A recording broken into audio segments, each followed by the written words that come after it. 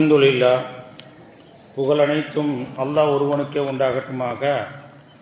அல்லாஹ்வினுடைய மாபெரும் கிருபையினால் 26ஆம் நாள் தராவி தொழக்கூடிய பாக்கியத்தை அல்லாஹு தஆலா நம்மவர்களுக்கு தந்திருக்கிறான். இதனுடைய நன்மை என்ன, மகத்துவம் என்ன என்று நான் பார்க்கின்ற பொழுது 40 வருடங்கள் வணங்கினால் என்ன நன்மையோ என்ன கூலியோ அந்த கூலியை அந்த சவாபை 26ஆம் நாள் யார் யாரெல்லாம் தராவி தொழுதார்களோ அத்தனை பேர்களுக்கும் கிடைக்கிறது. அல்ஹம்துலில்லாஹ். 40 வருஷங்கிறது பாருங்க, ஒரு வருஷத்தில் நம்ம பரலான தொழுகை சரியா நிறைவேற்ற முடியுதா? 40 வருஷம் நன்மை ஒரு மணி நேரத்தில் அல்லாஹ் தஆலா கொடுக்குறான். அல்லாஹ் தஆலா பரிபூர்ணமாக நம்மவர்களுக்கு தந்தரு புரிவானாக. ரசூல் ஸல்லல்லாஹு அலைஹி வஸல்லம் சொன்ன ஒரே ஒரு செய்தி நினைவுக்கு கொண்டு வருகிறேன். ஒருவன் நல்லது செஞ்சா நீங்க நல்லது செய்யுங்க. எப்படிங்க? ஒரு ஆள் நல்லது செய்தால் நீங்கள் நல்லது செய்யுங்க. அப்போ ஒரு ஆள் கெடுதி செஞ்சா கெடுதி செய்யாதீங்க, நல்லதே செய்யுங்க அப்படின்னு ரசூலுல்லாஹி ஸல்லல்லாஹு அலைஹி வஸல்லம் அவர்கள் சொல்லி இருக்கிறார்கள். யூசுப் அலைஹி வஸலாம் அவர்களுடைய வரலாறு நமக்கு தெரியும். சுட்டி காட்டுகிறேன். யூசுப் அலைஹி வஸலாம் அவங்களுடைய தந்தை யாக்கூப் அலைஹி வஸலாம். யாக்கூப் அலைஹி வஸலாம் அவர்களுக்கு பல பிள்ளைகள். அந்த பல பிள்ளைகளில் யூசுப் அலைஹி வஸலாம் அவர்களின் மீது யாக்கூப் அலைஹி வஸலாம் அவங்க தனி பிரிய வச்சிருப்பாங்க. எப்படிங்க? தனி பிரிய வச்சிருப்பாங்க.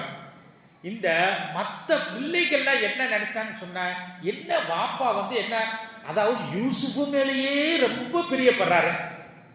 நம்மளும் பிள்ளைகள் தான், பின்யாமின் இருக்காரு, மற்ற பிள்ளைகள் நிறைய பிள்ளைகள். ஆனா வாப்பா யூசுஃபு மீதே ரொம்ப பிரிய வச்சிருக்கிறாரு அப்படின்னு நினைச்சு அந்த யூசுஃபுக்கு ஒரு தீங்கு செய்வோம். எப்படிங்க? அந்த யூசுஃப கொண்டு போய் கிணத்துல கொண்டு போய் விடுவோம் அப்படிங்கிற நீண்ட வரலாறு.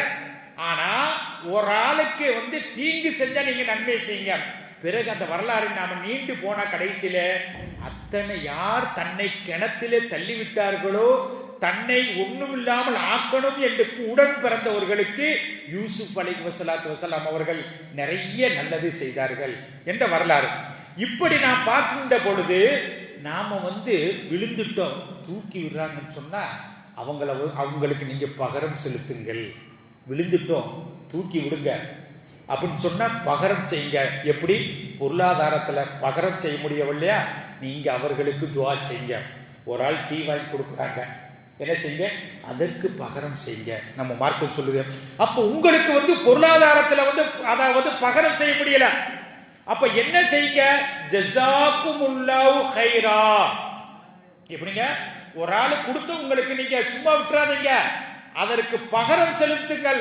அதற்கு பகரமாக கொடுக்க முடியவில்லையா, இப்படி நீங்கள் பகரமாக கொடுங்கள். எப்படி கொடுங்கள்? ஜஸாக்குமுல்லாஹு கைரன் ஃபித்தாரைன். இது இருக்குதே, நீங்க ஒரு பொருளை கொடுக்கிறத காட்டிலும் இந்த ஜஸாக்குமுல்லாஹு கைரன் ஃபித்தாரைன் சொன்னா, நீ இவங்க எனக்கு கொடுத்தாங்க, அதற்கு பகரமாக என்னால கொடுக்க முடியாது, இறைவா நீயே கொடுப்பாயாக. எப்படி? கைர நிறைய நலவுகளை கொடுப்பாயாக என்ற ரீதியிலே அவங்களுக்கு உபகாரம் செய்யுங்க. ஒன்று. இப்படி இருக்கின்ற பொழுது ஒரு ஆளு தீங்கு செஞ்சா நீங்க தீங்கு செய்யாதீங்க. இன்னைக்கு நாம பார்க்கிறோம், நீ என்ன செய்ய, நீ அழிஞ்சு போக, நீ ஒண்ணுமில்லாம போக அப்படின்னு என்ன செய்வாங்க சில பேரை சொல்லுவாங்க. ஆனா அப்படி சாபம் இருப்ப, அப்படி சொல்றப்ப யார நீ அழிஞ்சு போ, ஒண்ணுமில்லாம போ அப்படின்னு ஒரு ஆள் சொல்றாங்கல்ல, அது சொன்ன உடனேயே அந்த வாசகம் யாரை சொன்னாரோ அவர் இடத்துல போகுமா? எப்படிங்க? ஒரு ஆள் இன்னொரு ஆளை பார்த்து சொல்லாரு, நீ விளங்காம போக, அழகா பார்த்தன அப்படின்னு சொல்றாரு. சொன்ன உடனே அந்த வார்த்தை அவர்கிட்ட போகுமா? போன உடனேயே அந்த வார்த்தைக்கு அவர் தகுதி இல்லாதவரா இருப்பாரா? எப்படிங்க? விளங்காம போன்னு சொன்னாங்களே, அதற்கு தகுதி உள்ளவரா இருக்க மாட்டாரா? உடனே அந்த வார்த்தை என்ன செய்யுமா? வலது பக்கம் போகுமா, இடது பக்கம் போகுமா, மேல போகுமா, கீழே போகுமா? பார்த்தா கடைசியில யார் விளங்காம போ என்று சொன்னாலும் அது அவனுக்கே புரியுமா. அதைத்தான் சுருக்கமா வட்டுருக்கமா சொன்னாங்க ரசூல் ஸல்லல்லாஹு அலைஹி வஸல்லம். நல்லது செஞ்சா நல்லது செய்யுங்க, ஒருவர் தீங்கு செஞ்சால் நீங்களும் நல்லது செய்யுங்கள். ஒரே ஒரு செய்தியை சொல்லி நிறைவுக்கு வருகிறேன். ஒரு அரசர்கிட்ட ஒரு ஆள் என்ன செய்வாங்களா, ஒரு அரசர்கிட்ட ஒரு ஆள் நெருக்கமா பேசுவார். மற்ற அமைச்சர்கள்ட்ட அரசர் எப்பவுமே நெருக்கமா இருப்பாரு. ஆனா பாத்தீங்களாக்க இந்த ஒரு ஆள் வந்த உடனேயே அமைச்சர்களுக்கெல்லாம் என்ன ஓரம் கட்டி விட்டு இவர்கிட்ட அரசர் ரொம்ப நெருக்கமா பேசுவாரு.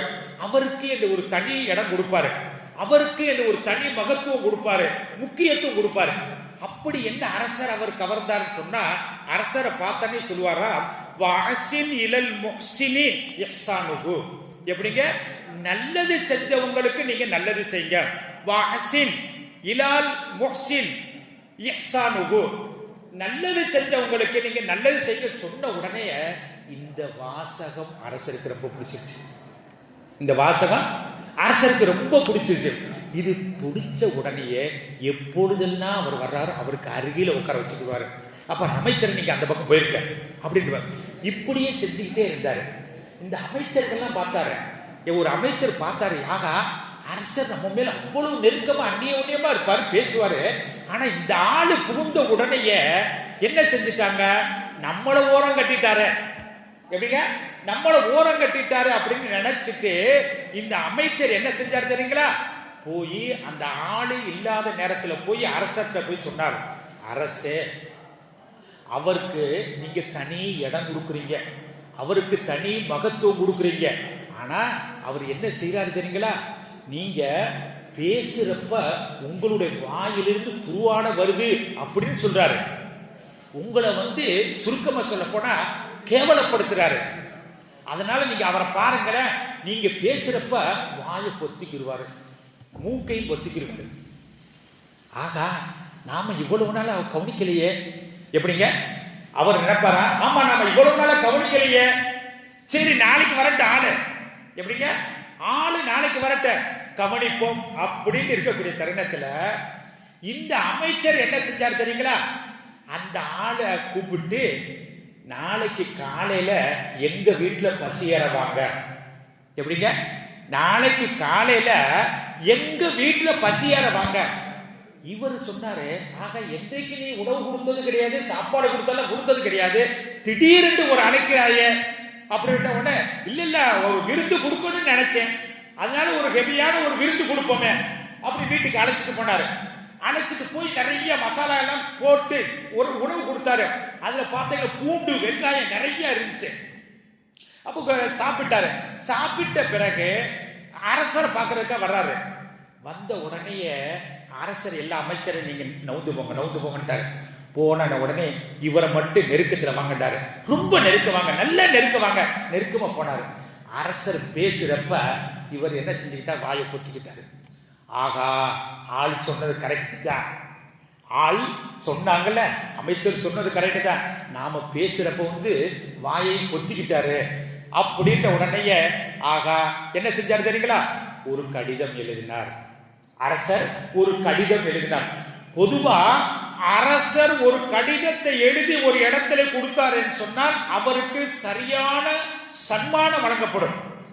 அரசருடைய லெட்டர் ஒரு இடத்துல போய் கொடுத்தால் எப்படிங்க, இப்ப ஒரு இடத்துல சில பேருக்கு உதவுறாங்க, உதவக்கூடிய தருணத்தை ஒரு டோக்கனை கொடுத்தா குக்கர் கொடுப்பாங்க, ஒரு டோக்கனை கொடுத்தா மிக்சி கொடுப்பாங்க. எப்படி அதே போல அரசர் ஒரு லெட்டர் கொடுத்தாருன்னு சொன்னா அந்த இடத்துல நல்ல சன்மானம் கிடைக்கும், உயர்தரமான சன்மானம் கிடைக்கும். அப்ப இந்த அமைச்சர் பார்த்தாரு, பாருடா இவருக்கு அரசர் லெட்டர் கொடுக்குறாரு, கடிதம் எழுதி கொடுக்குறாரு அப்படின்னு சொல்லிட்டு ஓரமா போய் என்ன செஞ்சுட்டாரு, இங்க பாருங்க இந்த லெட்டரை என்கிட்ட கொடுத்துருங்க, இந்த கடிதத்தை என்கிட்ட கொடுத்துருங்க, உங்களுக்கு தெரியும் நான் கொஞ்சம் வசதி வாய்ப்பு இல்லாத ஆளு. இவர் பார்த்தாரு, ஆமா காலையில ஹெவியான விருது வேற கொடுத்துட்டாரு, காலையில ஹெவியான விருது வேற கொடுத்துட்டாரு.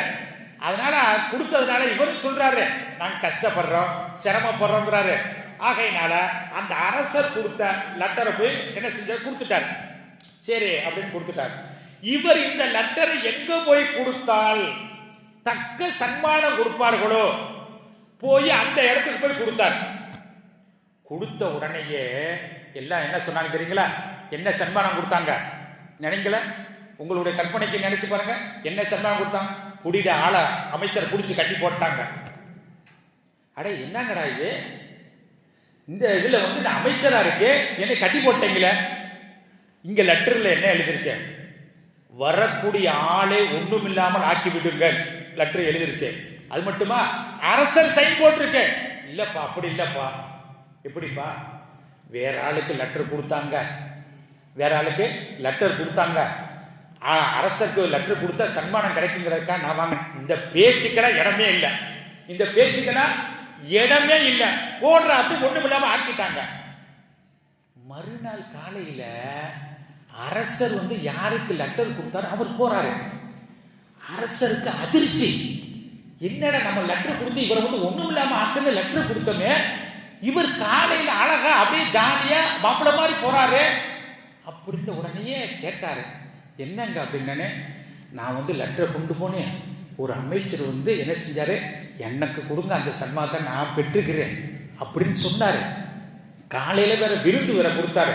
அப்படியா அப்படின்னு, சரி என்ன விருந்து கொடுத்தாரு அப்படின்னு கேட்டாரு. கேட்ட உடனே அரசர் கேட்டாரு என்ன கேட்டாரு தெரியுங்களா? சரிங்க, நீங்க எதுக்கு என்னுடைய வாயை வந்து நான் பேசுறப்ப பொத்துக்கிறீங்க அப்படின்ன உடனே அவர் சொன்னாரு, நான் ஏன் நீங்கள் பேசுகின்ற பொழுது வாயை அடைத்தேன் என்று சொன்னால், அந்த அமைச்சர் எனக்கு ஹெவியான உணவு கொடுத்தார், பூண்டு வெங்காயம். இப்ப பூண்டு சாப்பிட்டு நீங்க பேசுங்க. பொதுவா பூண்டு சாப்பிட்டு வெங்காயம் சாப்பிட்டு தொழில் கூட வரக்கூடாது, நமக்கு தெரியும் சட்டம் மக்ரூஹ். ஏன் பக்கத்தில் உள்ளவங்களுக்கு அருவருப்பா வரும். அப்ப அதே போல அந்த சாப்பிட்டது அந்த ஹெவியான உணவு நான் பேசுகின்ற பொழுது ஒரு ஸ்மெல் வருது, ஒரு துர்வாடை வருது. அந்த வாடை வந்து உங்களை தாக்க கூடாது அப்படிங்கிறதுக்காக நான் வாயை அடைத்தேன். அப்படியா அப்படின்னு சொன்ன உடனே அரசர் சொன்னாரு, நீங்க செஞ்சது நல்லதான் செஞ்சீங்க. நீங்க எப்பொழுது என்ன சொல்லுவீங்க? வாசில் இலல் முஹ்சின் ஈசானுகு, யார் நல்லது செய்யறாரோ நல்லதுதான் நடக்கும். இப்ப நீங்க என்ன செஞ்சீங்க? நல்லதுதான் செஞ்சீங்க. எப்படி வாயை மூடி நம்முடைய துர்வாட போக கூடாது, நல்லதுதான் செஞ்சீங்க. நடந்தது என்ன? நல்லதுதான் நடந்திருக்கு. அவர் தீங்கு செஞ்சார், தீங்கு செஞ்சவருக்கு இறைவன் பனிஷ்மெண்ட் கத்தில். நல்லது செஞ்சதுனால உங்களுக்கு பனிஷ்மெண்ட் என்னுடைய நெருக்கம். அப்ப உலக வாழ்க்கையில பார்க்கின்ற பொழுது ரசூல் ஸல்லல்லாஹு அலைஹி வஸல்லம் சுருக்கமா சொல்ல போனால் நிறைய ஸல்லல்லாஹு அலைஹி வஸல்லம் உறவுக்காரங்கள்ல நிறைய என்ன செஞ்சாங்க? ரசூல தீங்கு செஞ்சாங்க, செய்வினை செஞ்சாங்க. என்னங்க செஞ்சாங்க? பதில் செய்வினை செஞ்சாங்களா? செய்ய முடியாதா? உறவுக்காரன் நிறைய தொந்தரவு கொடுத்தாங்க, பதிலடி கொடுத்தாங்களா? கிடையாது. அதைத்தான் ரசூல் ஸல்லல்லாஹு அலைஹி வஸல்லம் என்னுடைய உம்மத்தினர்களுக்கு நான் சொல்கிறேன், நல்லது செஞ்சா நீங்க நல்லது செஞ்ச. ஒருவன் உங்களுக்கு தீங்கு செய்தால் நீங்கள் அவர்களுக்கு நல்லது செய்யுங்கள், அந்த தீங்கு அவருக்குத்தான் போய் சேரும் என்று சொன்னார்கள். வாழக்கூடிய காலகட்டத்திலே உறவினர்களாக இருக்கட்டும், நண்பர்களாக இருக்கட்டும், முஸ்லிம்களாக இருக்கட்டும், எல்லோருக்கும் நல்லது செய்யக்கூடிய ஒரு நற்பண்பை அல்லாஹ் நம்மவர்களுக்கு வழங்கிடுவானாக.